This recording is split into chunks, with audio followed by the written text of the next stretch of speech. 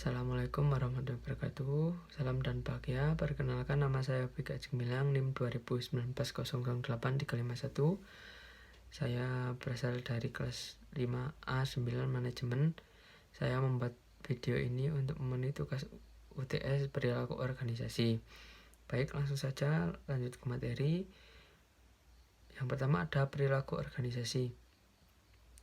Perilaku organisasi tergolong sebagai ilmu pengetahuan yang baru muncul dan berasal dari kontribusi ilmu-ilmu pengetahuan lainnya mengenai perilaku seperti psikologi, psikologi sosial, sosiologi, dan antropologi.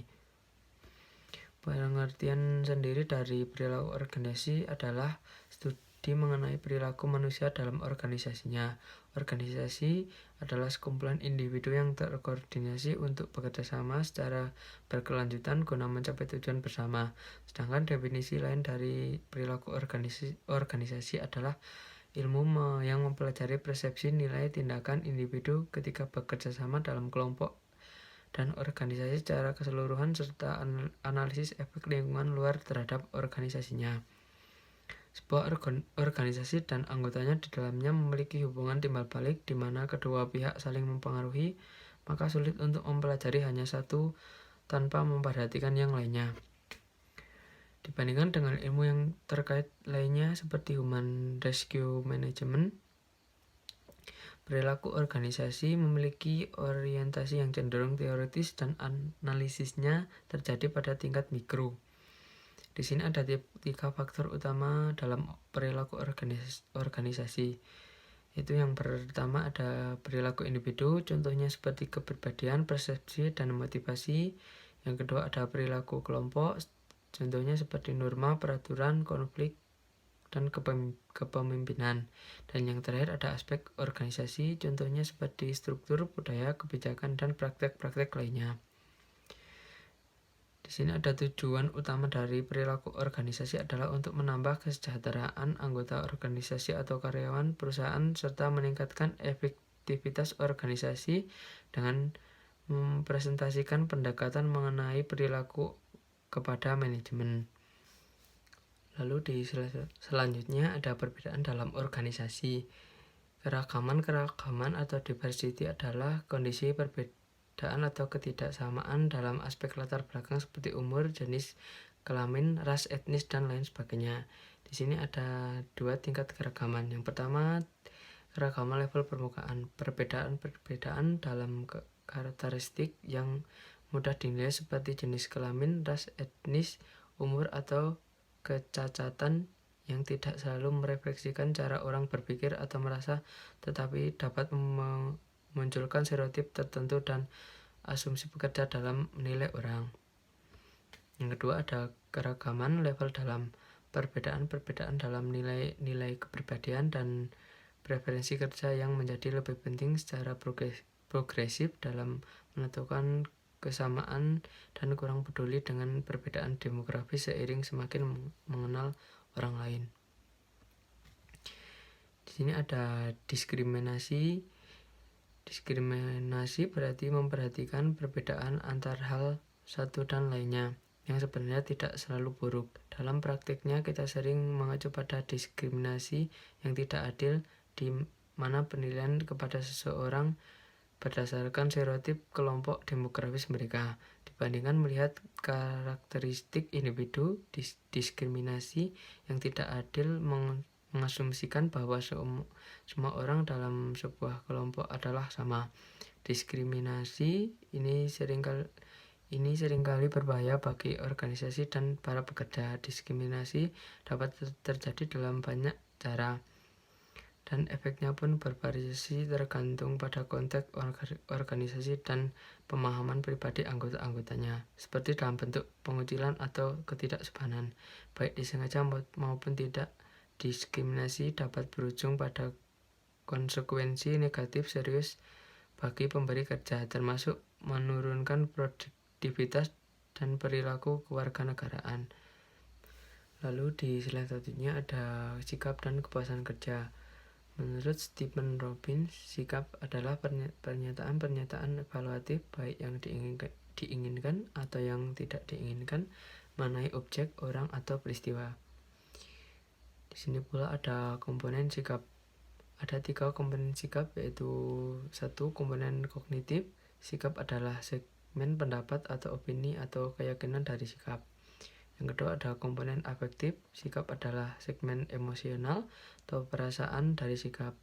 Yang ketiga ada komponen perilaku. Sikap adalah niat untuk berperilaku dalam cara tertentu terhadap seseorang atau sesuatu.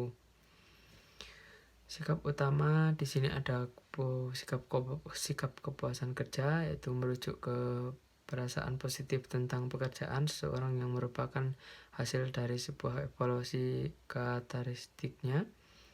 Terus yang kedua ada keterlibatan kerja, merupakan tingkat di mana seseorang menginginkan dirinya untuk pekerjaannya secara efektif, berpartisipasi di dalamnya, dan menganggap kinerjanya penting bagi nilai-nilainya. Yang kedua ada kepuasan kerja. Menurut Stephen Robbins, kepuasan kerja adalah sikap umum terhadap pekerjaan seseorang yang menunjukkan perbedaan antar jumlah penghargaan yang diterima pekerja dan jumlah yang mereka yakini seharusnya mereka terima. Pengaruh kepuasan kerja di sini ada pekerjaan bahagia cenderung lebih produktif, organisasi yang memiliki karyawan yang lebih puas cenderung lebih efektif bila dibandingkan organisasi yang memiliki karyawan yang kurang puas. 2. Kepuasan kerja dan UCB. Karyawan yang puas cenderung berbicara secara positif tentang organisasi, membantu individu lain, dan melewati harapan normal dalam pekerjaan mereka. Sikap dan kepuasan kerja. Untuk meningkatkan kepuasan kerja karyawan adalah dengan cara berfokus pada bagian-bagian intrinsik pekerjaan seperti membuat pekerjaan tersebut menjadi lebih menantang dan menarik. Lalu di slide selanjutnya ada emosi dan suasana hati. Pengertian emosi dan suasana hati. Emosi adalah perasaan intens yang diarahkan pada seseorang atau sesuatu.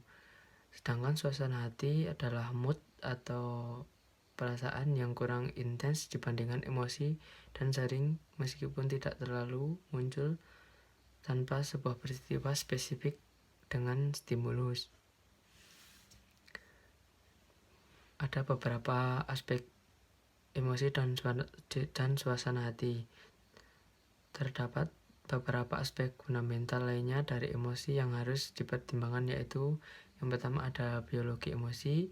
Adalah semua emosi berasal dari sistem limbik otak yang kira-kira berukuran sebesar sebuah kacang dan terletak di batang otak. Orang-orang cenderung merasa bahagia ketika sistem limbik mereka secara relatif tidak aktif. Sistem limbik orang tidak sama. Sistem limbik yang lebih aktif terdapat pada orang-orang yang depresi, khususnya ketika mereka memperoleh informasi negatif. Yang B ada intensitas. Adalah setiap orang memberikan respon yang berbeda-beda terhadap rangsangan pemicu emosi yang sama. Dalam sejumlah kasus, kepribadian menjadi penyebab perbedaan tersebut. Pada saat ini, perbedaan tersebut timbul sebagai hasil dari persyaratan pekerjaan. Terus yang C ada frekuensi dan durasi.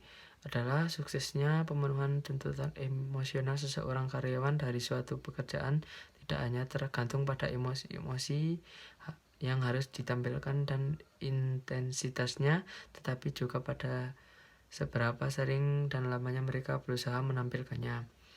Yang D ada emosi membuat kita irasional. Emosi adalah penting terhadap pemikiran rasional karena emosi memberikan informasi penting mengenai pemahaman terhadap dunia sekitar. Dalam suatu organisasi, kunci pengambilan keputusan yang baik adalah menerapkan pemikiran perasaan dalam keputusan. Yang terakhir ada fungsi emosi. Dalam The Experience of the in Animals menyatakan bahwa emosi berkembang seiring waktu untuk membuat manusia memecahkan masalah.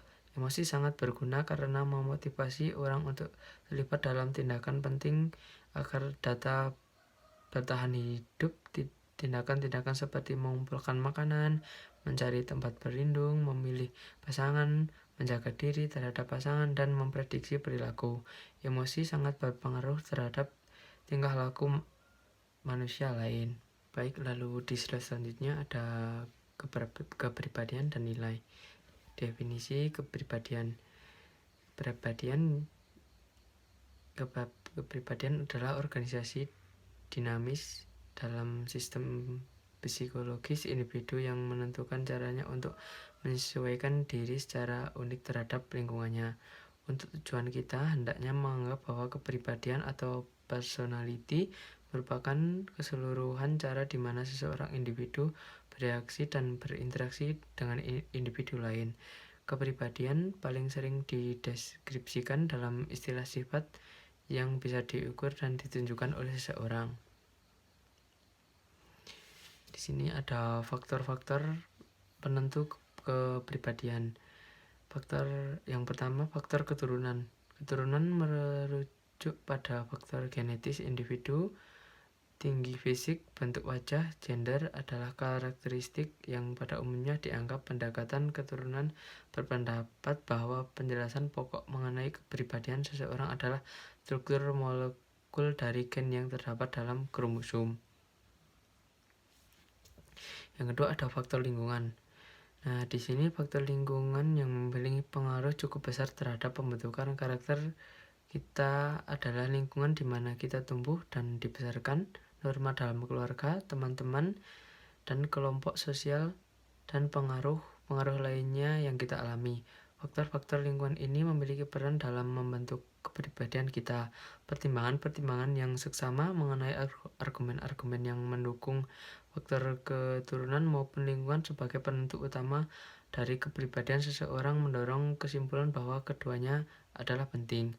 Faktor keturunan membekali kita dengan sifat dan kemampuan bahwa tapi potensi penuh kita ditentukan oleh seberapa baik kita menyesuaikan diri dengan lingkungan tersebut. Yang selanjutnya ada definisi nilai atau value. Mengandung elemen penilaian karena mengandung ide-ide seseorang individu mengenai apa yang benar, baik, atau diinginkan. Ia memiliki atribut isi maupun interioritas. Atribut ini mengatakan sebuah mode tindakan atau keberadaan akhir yang penting. Atribut intensitas spesifikasi seberapa pentingnya kita memperingati nilai dari sisi investasi. Lalu di sini ada pentingnya nilai dan pembentukan nilai. Nilai memberikan fondasi bagi pemahaman kita mengenai sikap dan motivasi orang-orang serta pengaruh persepsi kita. Kita memasuki organisasi dengan ide-ide yang ditanamkan sebelumnya mengenai apa yang sebaiknya dan tidak sebaiknya dikerjakan. Ide-ide ini tidak bebas dari nilai. Sebaiknya mereka mengandung interpretasi kita tentang yang benar dan salah serta pilihan untuk perilaku atau tujuan tertentu terhadap pihak lain. Nilai menggambarkan objektivitas dan rasionalitas. Mereka mempengaruhi sikap dan perilaku. Lalu di selanjutnya ada persepsi dan pengambilan keputusan. Persepsi adalah suatu proses di mana seorang melakukan pemilihan, penerimaan, pengorganisasian, dan menginterpretasikan atas informasi yang diterima dari lingkungan. Jadi persepsi merupakan suatu proses kognitif yang dialami oleh setiap orang dalam memahami informasi tentang lingkungannya. Di sini ada faktor yang mempengaruhi persepsi. Yang pertama ada perilaku persepsi. Perilaku persepsi adalah penafsiran seseorang individu pada suatu objek yang dilihatnya akan sangat dipengaruhi oleh karakteristik pribadinya sendiri, di antaranya sikap, motif, kepentingan atau minat, pengalaman masa lalu, dan pengharapan. Kebutuhan atau motif yang tidak dipuaskan akan merangsang individu dan mempunyai pengaruh yang kuat pada persepsi mereka. Dan yang kedua ada target. Target adalah gerakan, bunyi, ukuran, dan atribut-atribut lain dari target akan membentuk cara kita untuk memandangnya. Terus yang ketiga ada situasi. Situasi juga berpengaruh bagi persepsi kita. Misalnya saja seorang wanita yang berparas lumayan mungkin tidak akan terlalu terlihat oleh laki-laki bila ia berada di mall. Namun jika ia berada di pasar, kemungkinan sangat besar bahwa para lelaki akan memandangnya. Terus yang kedua ada pengambilan keputusan. Ada konsep-konsep pengambilan keputusan. Yang pertama, konsep dasar pengambilan keputusan. Keputusan merupakan suatu pemecahan masalah sebagai suatu hukum situasi yang dilakukan melalui suatu penelitian alternatif dari berbagai alternatif. Yang kedua, ada proses pengambilan keputusan, yaitu pengambilan keputusan yang optimal adalah rasional, artinya dia membuat pilihan memaksimalkan nilai yang konsisten dalam batas-batas tertentu. Terus yang ketiga ada meningkatkan kreativitas dalam pengambilan keputusan. Kreativitas penting bagi pengambilan keputusan. Hal ini memungkinkan pengambilan keputusan untuk sepenuhnya menghargai dan memahami masalah, termasuk melihat masalah-masalah yang tidak dapat dilihat orang lain. Terus yang keempat ada etika dalam pengambilan keputusan. Pertimbangan etis merupakan suatu cerita yang penting dalam pengambilan keputusan organisasional. Terus yang terakhir ada tanggung jawab pengambilan keputusan. Seorang pengambil keputusan harus memenuhi berbagai syarat, terutama syarat intelektual dan mental untuk dapat pengambilan keputusan secara bertanggung jawab. Pertama, ia harus dapat membedakan antara responsibility for deciding atau tanggung jawab untuk mengambil keputusan dan atau tanggung jawab untuk melakukannya. Baik, lalu di slide yang terakhir ada motivasi.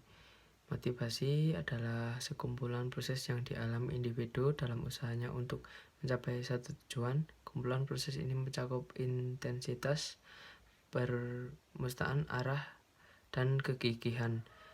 Intensitas menjelaskan seberapa keras usaha seseorang, memutuskan arah menjelaskan pada individu memfokuskan usahanya, dan kegigihannya menjelaskan beberapa elemen individu dan dapat mempertahankan usahanya.